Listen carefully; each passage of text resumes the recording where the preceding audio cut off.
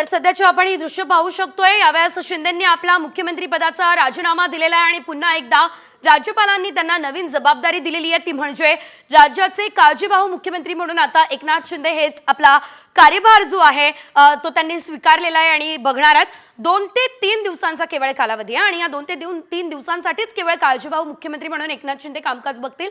खरं तर आज एकनाथ शिंदे यांनी राजीनामा आपला दिला, मात्र आज सरकार स्थापन होण्याची शक्यता होती, कारण आज विधानसभा 14वी विधानसभा जी आहे ती संपुष्टात आलेली आहे आणि त्यामुळे आज सरकार स्थापन होणं अपेक्षित होतं, मात्र तसं झालेलं नाहीये। जो कालावधी आहे तो वाढवून घेण्यात आलेला आहे। साधारणतः 2 ते 3 दिवसांचा हा कालावधी आहे आणि 2 डिसेंबरला सरकार स्थापन होणार अशी चर्चा सध्या रंगलेली आहे, मात्र या तारखेवर अद्यापही कुठलं शिक्कामोर्तब झालेलं नाहीये किंवा मुख्यमंत्र्यांच्या नावावर शिक्कामोर्तब झालेले नाहीये। या चर्चा केवळ राजकीय वर्तुळात सध्या रंगलेल्या आहे, त्यामुळे आता तोपर्यंत तरी काळजीवाहू मुख्यमंत्री म्हणून एकनाथ शिंदेच कामकाज बघणार आहे। जर एकनाथ शिंदे हे काळजीवाहू मुख्यमंत्री राहिले नसते तर राष्ट्रपती राजवट जी आहे ती राज्यामध्ये लागण्याची शक्यता होती, मात्र आता स्वतः एकनाथ शिंदे हेच काळजीवाहू मुख्यमंत्री असल्यानं राष्ट्रपती राजवट मात्र लागणार नाहीये। खरं तर आज राजभवनावर काय काय घडलं तर देवेंद्र फडणवीस, अजित पवार यांच्यासोबत मुख्यमंत्री एकनाथ शिंदे यांनी आपल्या पदाचा आज राजभवनावर राजीनामा दिला। राज्यामध्ये आता काळजीवाहू सरकार हे अस्तित्वात आहे। या केवळ काळजीवाहू सरकार आता राहणार आहे आणि सीएम सोबत महायुतीचे 20 आमदार मंत्रिपदाची शपथ घेणार अशी सुद्धा माहिती मिळते आहे। तर भाजपचे 10, शिंदे आणि अजित पवार गटाचे 5-5 आमदार यावेळेस शपथ घेणार असल्याचं देखील कळतंय। त्यामुळे खरं तर ही अतिशय मोठी अपडेट समोर आलेली आहे। भाजप हा यंदाच्या विधानसभा निवडणुकीमध्ये मोठा भाऊ ठरलेला आहे आणि यावेळेस एकट्या भाजपच्या तब्बल 132 जागा संपूर्ण राज्यभरात निवडून आलेल्या आहे।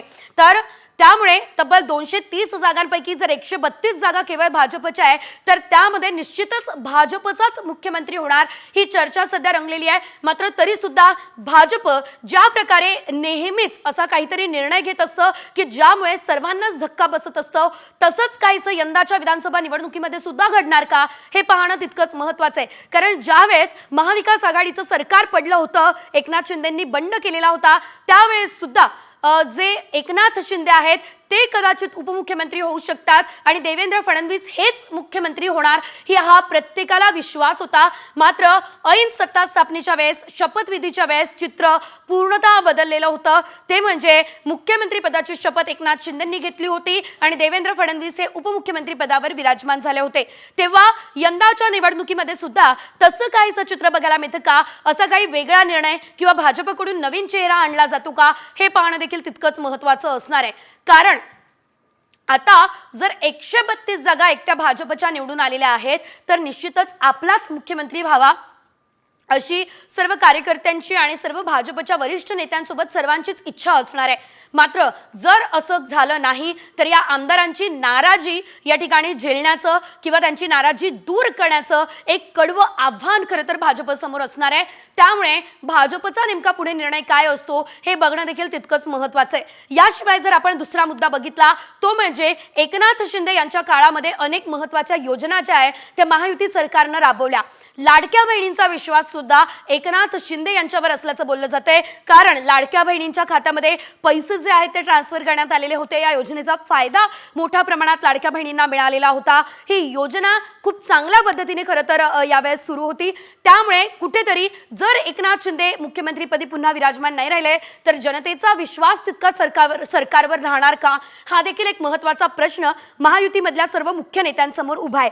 त्यामुळे आता या सर्व बाबींचा विचार करूनच पुढे हायकमांडला निर्णय घ्यावा लागणार आहे। मात्र आज किंवा उद्यामध्ये मुख्यमंत्री पदाचा चेहरा नेमका कोण असेल हे जाहीर होण्याची शक्यता व्यक्त केली जाते।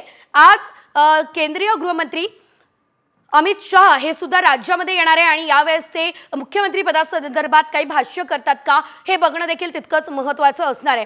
तर महायुतीचा नेमका आता मुख्यमंत्री कोण असेल हे पाहणं देखील तितकंच महत्त्वाचं असेल, कारण संपूर्ण राज्यभराचं लक्ष आता त्याकडेच लागलेला आहे की खुर्ची नेमकी कुणाची, मुख्यमंत्री पदाची जी खुर्ची आहे ती नेमकी कुणाची होणार, मुख्यमंत्री पदाची माळ कुणाच्या गळ्यात पडणार, हे असे सर्व प्रश्न जे आहे ते सध्या जनतेला पडले असल्याचं आपण पाहतोय.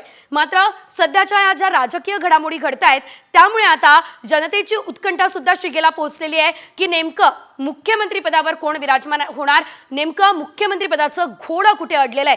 कारण सध्याची सत्तेची समीकरणं जर आपण बघितली तर यामध्ये देवेंद्र फडणवीस जे आहे ते मुख्यमंत्री होण्याची शक्यता जास्त असल्याचं म्हटलं जात आहे. कारण देवेंद्र फडणवीस यांच्यासोबत तब्बल 132 त्यांचे आमदार, याशिवाय 5 अपक्ष आणि उर्वरित सर्व अजित पवार यांचे आमदार पाठीशी आहे. या सर्व आमदारांनी सुद्धा देवेंद्र फडणवीस यांचंच नाव अनुकूल असल्याचं म्हटलेलं आहे. देवेंद्र फडणवीस यांच्याच नावाला पाठिंबा दिलेला आहे.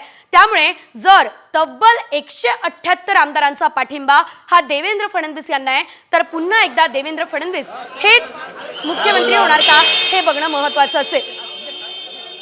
सध्याची आपण ही दृश्य दोन्ही उपमुख्यमंत्र्यांसोबत मुख्यमंत्री एकनाथ शिंदे आता राजभवनातून बाहेर निघालेले आहेत त्या दरम्यानची आपण ही लाईव्ह दृश्य पाहू शकतोय. कडक पोलीस बंदोबस्तामध्ये आता हे सर्व नेते मंत्री बाहेर निघालेले आहेत.